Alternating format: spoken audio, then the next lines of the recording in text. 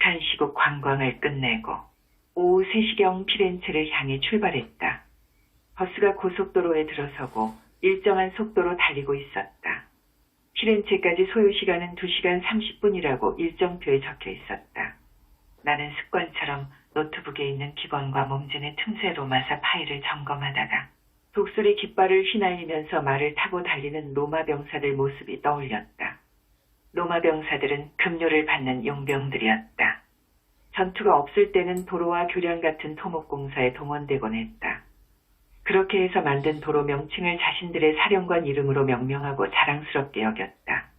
로마에서 남쪽으로 아키아 가도, 서쪽 티레니아 해안을 따라 갈리아로 이어지는 아우렐리아 가도, 로마에서 동쪽 아드리아 바다로 갈 수 있는 빌레리아 가도, 내륙의 중심부에 있는 피렌체로 가는 카시아 가도가 병사들에 의해서 만들어졌다.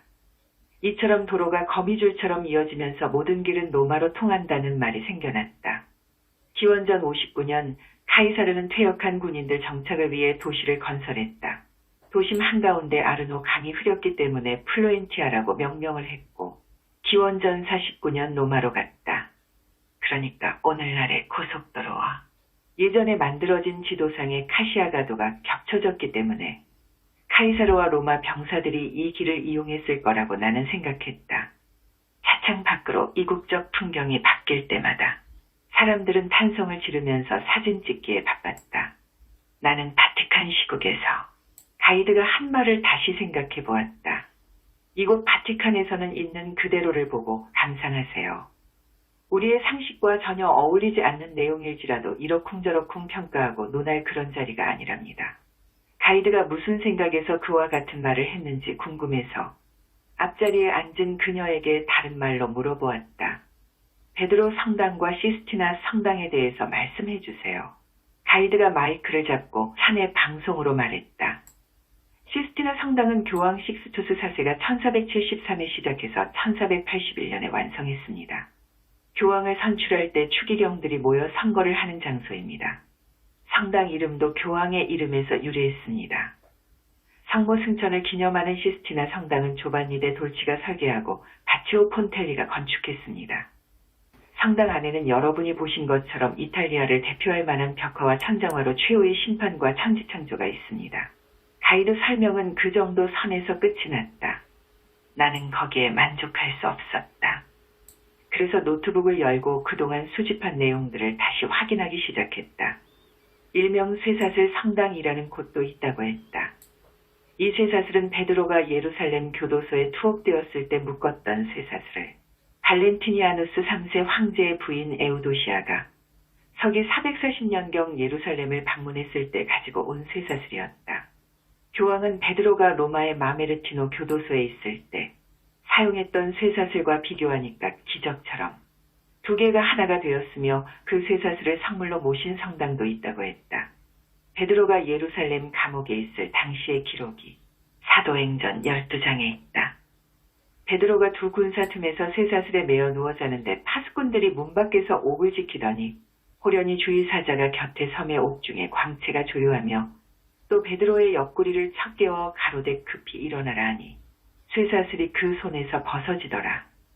이 기록은 서기 40년 클라우디우스 황제로부터 유대왕 칭호를 받은 헤롯 아그리빠가 클라우디우스 생일 축하 연극을 관람할 때 누군가가 건네준 독극물을 마시고 사망한 일이 있었고 서기서 14년 8월 파두스 총독이 예루살렘에 와서 그동안 자중질환을 일삼던 종파분자들을 잡아들이기 시작했다. 그때 일부는 도망을 갔고 야고보는 죽임을 당했고 베드로는 구속 중에 있을 때 누군가의 도움으로 쇠사슬을 풀고 탈옥하면서 가지고 간 쇠사슬이었다는 구전이 전해지고 있었다. 가톨릭은 매사가 이런 식이었다. 도무지 믿을 수 없는 이야기를 천연덕스럽게 선전하고 있었다. 가이드는 나의 호기심을 자극할 만한 이야기를 또 했다. 베드로 성당의 청동문은 피렌체의 산조반니 광장에 있는 세례당 남쪽 출입문의 모조품입니다. 피렌체의 수호성인은 세례요한입니다. 세례당의 청동문 두 짝에 모두 16개의 패널로 되어 있습니다. 세례 요한의 생애를 보여주는 부조와 덕을 의인어와 여인상이 부조되어 있습니다. 나는 더 이상 가이드의 말이 듣고 싶지 않아서 딴전을 피우니까 하이드가 분위기를 바꿀 요량으로 일행을 향해 큰 소리로 말했다. 냉정과 열정 사이 영화를 보신 분 손 들어보세요. 신혼여행 중인 두 팀이 활짝 웃으면서 손을 들었다. 피렌체의 두오모는 연인들 성진화되는 것처럼 신혼부부들이 손을 흔들면서 호들갑을 떨었다. 나는 준세이와 아이유가 주고받은 말을 떠올렸다. 언젠가 그곳에 가서 만나기로 하자. 언제? 글쎄 한 10년 후쯤. 10년 뒤라 그럼 우린 30살이잖아. 그때쯤이면 우린 변해 있겠지. 우린 안 변해. 정말 우린 변함없이 함께 있을 거야. 그럼 약속해 준세이. 내 30번째 생일날은 우린 피렌체 두오모에서 만나는 거야. 이 영화가 상영되고 난 후부터 두오모 성당을 오르는 계단은 연인들이 찾는 관광 명소가 되었다고 하이드가 말했다. 나 역시 피렌체를 가면서 예전에 냉정과 열정 사이 영화를 함께 본 그녀를 생각하고 있었다. 피렌체의 어느 공방에서 그림과 관련된 일을 하던 준세이는 우연한 기회에 친구로부터 대학 시절 연인이었던 아이오가 미국인 남자와 밀라노에서 살고 있다는 사실을 알게 된다. 준세이는 아이오의 30번째 생일날 피렌체의 두오모 성당에서 만나자는 약속을 잊지 않고 있었다.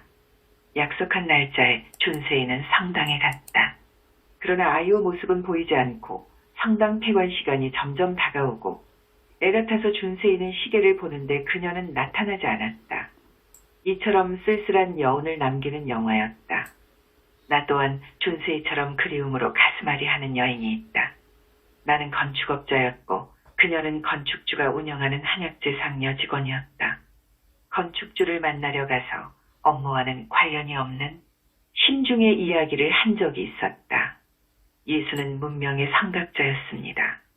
억울하게 십자가 처형을 당하니까 평소 예수를 미워하면서 선험적 열등의식에 빠졌던 납비 니고데모와 아리마대 요셉이 시신을 동굴 무덤에 방치하면서 예수는 부활한 그리스도 미신의 중심에 들게 되었습니다. 그런 다음 과학문명과 동반성장해야 하는 정신문화가 가톨릭의 절묘한 계책으로 발목이 잡힌 상태라는 말도 했다. 그때 저쪽 테이블에서 그녀가 듣고 있었다. 어느 날 신축 건물 현장으로 찾아온 그녀가 서점을 다녀오는 길이라면서 메디슨 카운티의 다리와 소설 작법 2권의 책을 주면서 말했다. 말씀이 참 재미있더군요. 나는 예상하지 못했던 일이라서 고맙다는 인사도 제대로 하지 못했다. 그런데 메디슨 카운티의 다리가 나를 이상한 사람으로 만들어버렸다. 두 아이의 엄마이면서 한 남자의 아내였던 프란체스카는 몸이 건조한 일상에서 벗어나 육신이 갈망하던 사랑을 불태우고 싶어 했다. 남편과 아이들이 외지로 가고 없을 때 중년산의 로버트 킹케이드가 나타나면서 프란체스카는 육신이 갈망하던 감정에 빠져들게 된다. 그 당시 나는 킹케이트와 비슷한 연령대였다. 그녀는 홀어머니를 모시고 살면서 결혼도 하지 않았다. 나는 소설 작법은 거들떠보지도 않고 메디슨 카운티의 다리만 읽으면서 나는 로버트 킹케이드, 당신은 프란체스카 하면서 말도 되지 않는 생각을 하고 있었다. 책을 선물 받은 후 우리는 자주 만나 대화를 나누는 사이가 되었다. 내가 이야기를 하면 그녀는 당신 참 대단한 사람이에요 하면서 맞장구를 쳐주면서 하루빨리 작가가 되라고 했다. 그러나 나는 글 쓸 엄두가 나지 않아서 고개만 끄덕이곤 하다가 소설가 협회를 찾아가서 기성작가 한 사람을 소개받고 대피를 의뢰했다.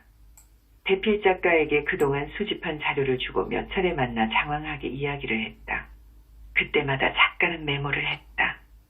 그러나 몇 달이 지나도록 작가는 초고도 쓰지 못한 채 난색을 표하면서 자서전이 아니라서 쓸 엄두가 나지 않는다고 했다. 결국 나는 성금만 날리고 우리는 없었던 일로 했다. 그와 같은 사실을 알게 된 그녀가 격앙된 어조로 말했다. 대필을 시키다니. 어떻게 당신이 하고 싶은 이야기가 대필로 할 수 있는 하고 나의 어리석음을 꾸짖기까지 했다. 그녀는 자리를 박차고 일어나면서 말했다. 우리는 더 이상 만날 이유가 없어졌네요. 그렇게 말한 다음 직장도 그만두고 전화번호까지 바꾸면서 절교를 했다. 그 후 나는 실현당한 사람처럼 슬퍼하다가 그녀를 생각날 때마다 글쓰기에 도전하게 되었고 지금처럼 작가로서 글을 쓰게 되었으니 그녀와 함께 본 냉정과 열정 사이 영화야말로 나에게 동기부여 기폭제가 된 셈이었다. 우리는 마침내 피렌체에 도착하고 제일 먼저 두오모 성당으로 갔다. 가이드 말처럼 성당에 오르는 계단에는 많은 관광객과 연인들이 앉아서 피렌체 시가지를 내려다보고 있었다.